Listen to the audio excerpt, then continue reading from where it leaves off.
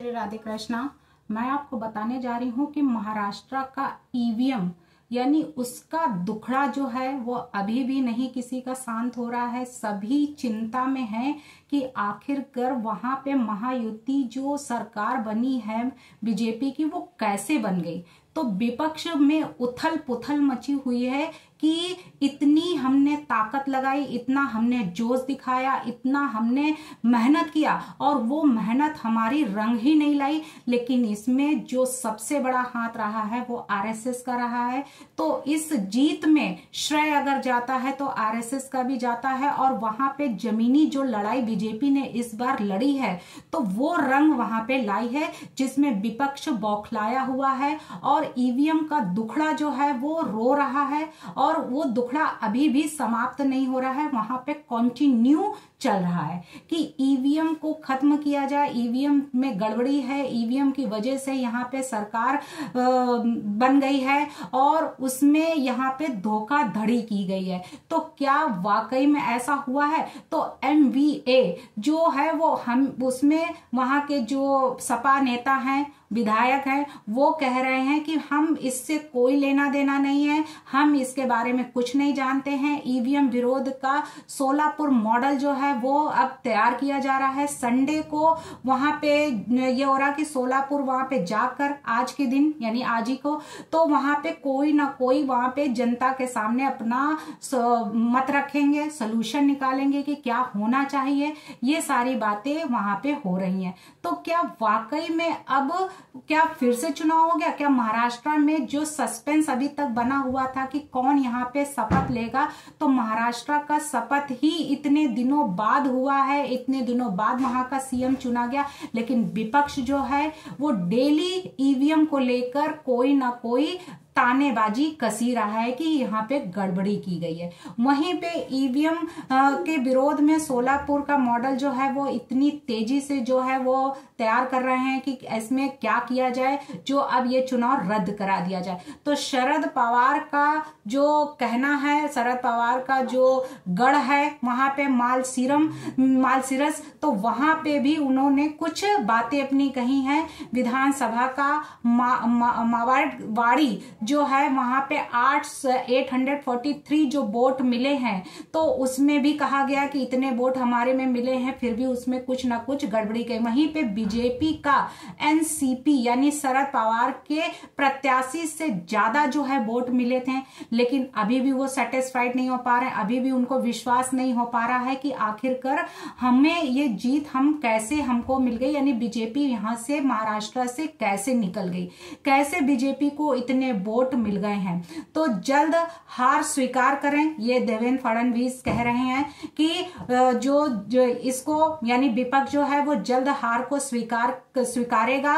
लोगों को बाहर निकालने में आप जो है आजादी मिलेगी, इससे फ्री हो जाएंगे। तो ये जो अंदर ये मन में रखे हैं कि ये ऐसे जीत गए हैं, इनको इस तरीके से वोट कैसे मिल गए हैं, ईवीएम में गड़बड़ी की वजह से हुए हैं, ईवीएम में कुछ घोटाला किया गया है। तो देवेंद्र फडणवीस जी का कहना बिल्कुल सही है, जो सीएम महाराष्ट्र के हैं इस समय। तो उन्होंने यही बात कही कि जल्द हार स्वीकारो, और स्वीकारने का जब जल्द से जल्द हार आप स्वीकार करेंगे तभी लोगों के तक बाहर निकल के आएंगे और ये बताएंगे कि हाँ ये आजादी है।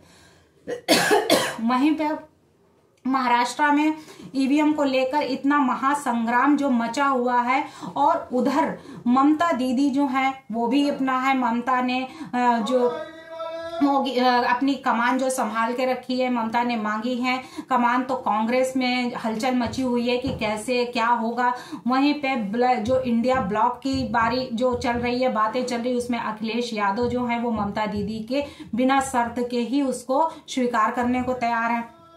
तो क्या वाकई में ये सब जितनी भी बातें ये चल रही हैं विपक्ष में, तो अब क्या विपक्ष एक दूसरे पे ताने कसेगा और ये जो एक पार्टी इंडिया बनाई थी क्या अब वो टूटने की कगार पे आ गई है?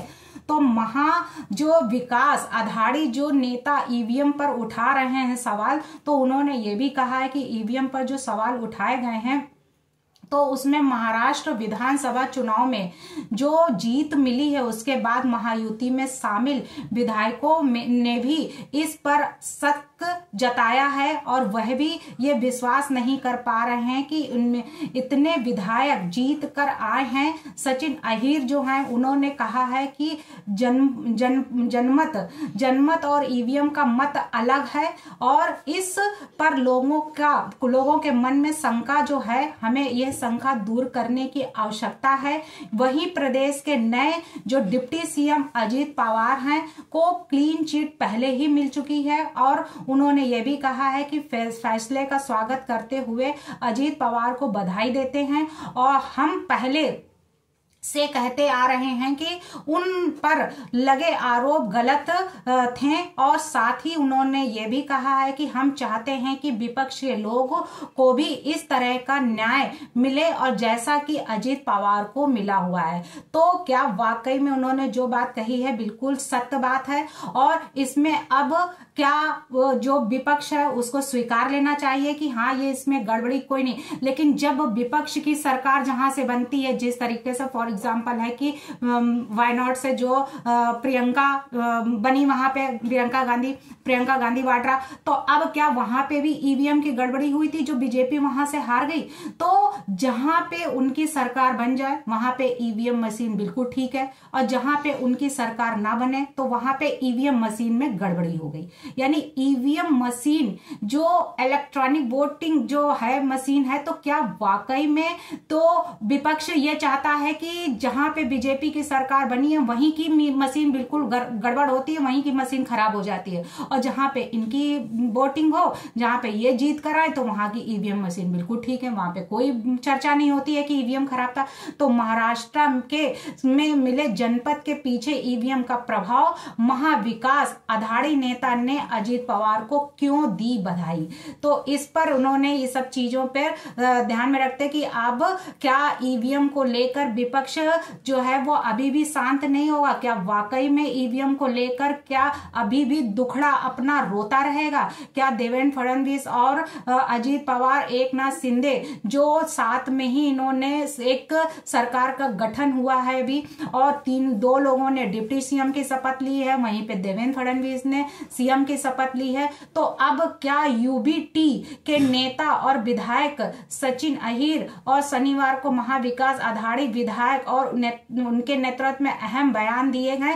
समाचार जो हुए उन एजेंसियों द्वारा भी उन्होंने कई विधायकों को जो शपथ में शामिल किया और उसके बाद महाविकास अघाड़ी के विधायकों की शपथ कब ली जाएगी इस पर चर्चा हो रही है कि अब उनकी भी शपथ दिलाई जाएंगी। तो क्या वाकई में ये शपथ के बाद भी अभी ईवीएम को लेकर ये अभी चर्चाएं जारी रहेंगी? क्या जब तक वहां पे कुछ ऐसा और कुछ नहीं घटित हो जाता है या कुछ अलग से नया कुछ नहीं करके दिखाया जा सकता है, यानी वहां की जनता जब तक सेटिस्फाइड नहीं होगी, जब तक क्या ये विपक्ष ईवीएम को लेकर बीजेपी को ताना कसता रहेगा?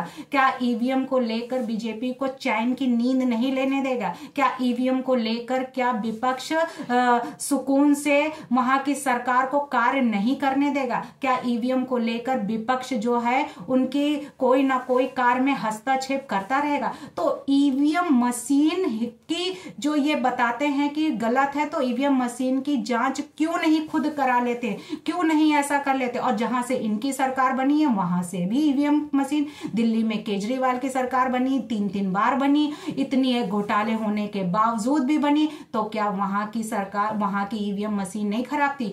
क्या यूपी में अभी सरकार जो बनी है विपक्ष में, क्या वहां पे उनकी ईवीएम मशीन की गड़बड़ी नहीं हुई है? तो ये सब जगह भी ईवीएम की मशीन की चेकिंग होनी चाहिए और क्लियर करना चाहिए कि वाकई में जहां पे बीजेपी है वहीं की ही मशीन क्यों खराब है। ये विपक्ष के लोगों को सोचना चाहिए कि लॉजिक लगाना चाहिए कि जो ये कह रहे हैं ये बच्चों वाली है कि हम फेल हो गए हैं या मेरे नंबर कम आए हैं, तो अपने मम्मा पापा से कहेंगे इसमें मेरी गलती नहीं है, वो पीछे वाला हमें डिस्टर्ब कर रहा था, पीछे वाला हमें बार बार टोक रहा था, पीछे वाला हमको ऐसे कर रहा था, और या फिर मैडम ने ही गलत कॉपी चेक करी है, मैंने तो सही लिख के आए थे और जब कॉपी देखी गई तो पता चला उसमें कोई गड़बड़ी नहीं, वो तो खुद ही उसमें ही गलत लिख के आया था, तो उसमें मैडम का क्या दोष? तो वही हो गया ईवीएम में क्या गड़बड़ी, जब जनता ने ही जिसको चुना उसको वोट दिया है, तो इसमें विपक्ष के चिल्लाने से और ना चिल्लाने से कोई फायदा नहीं है, क्योंकि ये निर्णय जनता का है, जनता से है और जनता ही चुनकर लाई है महाराष्ट्र की सरकार। धन्यवाद।